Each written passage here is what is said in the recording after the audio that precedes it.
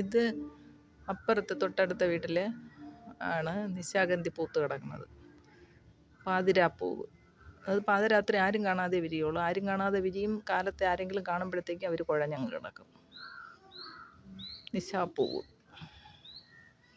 നിശാഗന്ധി, നിശാപ്പൂവ്, ഇതിനങ്ങനെ പല, പാതിരാപ്പൂവ്, അങ്ങനെ പല പേരും ഉണ്ട്.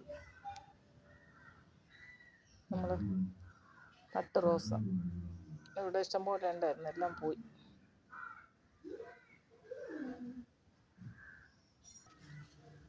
ഇത് കാർഷിക കോളേജിൽ നിന്നും അത് വാങ്ങിച്ചതാണ്. എപ്പോഴും ഇതേപോലെ 3-4 പൂ, 4-5 ഒരു കൊണ്ടയിൽ 4-5. ഇത് കൊഴിഞ്ഞു പോയ ഉടനെ അടുത്തതാണ്ട് കുഞ്ഞ് മുളപ്പൂന്ന് നിൽക്കുക. ഇഷ്ടംപോലെ ഉണ്ട്. എല്ലാ കമ്പിലും നിറഞ്ഞു നിൽക്കുക.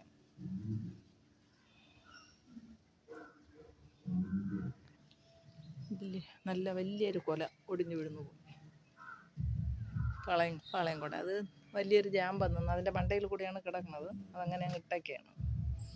ഇല്ല, അതിൻ്റെ തൊട്ടടുത്ത് വേറെ ഒരെണ്ണം കുടം വന്ന് നിൽക്കണം, വലിയ കൊല തന്നെ വന്ന് നിൽക്കണം. പക്ഷേ അത് പിടിച്ചു കിട്ടിയില്ലെങ്കിൽ അത് പോവും.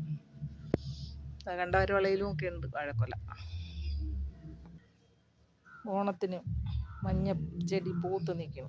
ഓണത്തിനെല്ലാം മഞ്ഞ കളറാണല്ലോ. ഇത് കടലാസ് ചെടി, ചെറിയ ചെടി. ഇത് മോള് കൊണ്ടേറ്റം കൊണ്ടുവന്ന് വെച്ചതാണ്. ഇതിൽ മുട്ട് വരാനേ. ഇത് 10 മണിച്ചെടി, മജന്ത കളർ. ഇതാ കിടക്കണം ഒരു കൊലപാതകി. തുറന്ന് വിട്ടുകൊടുത്തതും ഇവൾ ഓടിയത് കണ്ട് 2-3 കുഞ്ഞു കോഴികളുണ്ടായിരുന്നു.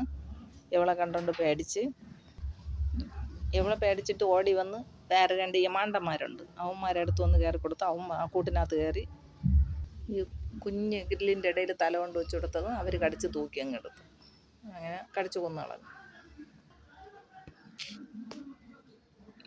എനിക്ക് ഏറ്റവും ഇഷ്ടപ്പെട്ട ഇതാണ്. ഈ നിശാഗന്ധി നിറയെ പൂത്ത് കിടക്കുന്നതാണ് എനിക്കിഷ്ടപ്പെട്ടത്. എന്തൊരു ഭംഗി അത് പൂത്ത് കിടക്കുന്നത്. അത് രാത്രി പൂക്കുമ്പോൾ ഭയങ്കര മണമാണ്.